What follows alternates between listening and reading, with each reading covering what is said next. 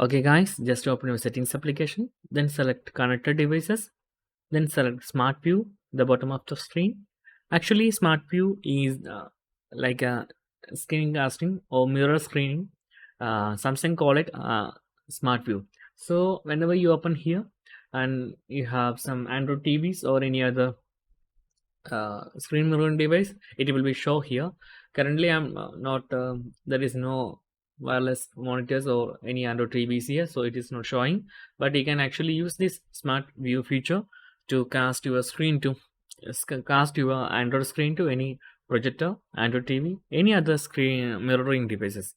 Okay, and also the previous version like Samsung S23 and S24, there is functions that you can actually preview like a project to any devices to Samsung Galaxy phone, but they are patched that feature in the about menu. So currently in S25 Ultra we cannot use that feature. They are patched that. So that's guys very simple tutorial. If you need any kind of Android or iPhone tutorial, just comment below.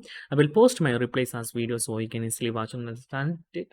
And if you enjoy this video, please like, comment, share and subscribe our channel for getting more videos like this. Thank you so much for watching. Have a nice day. Bye bye.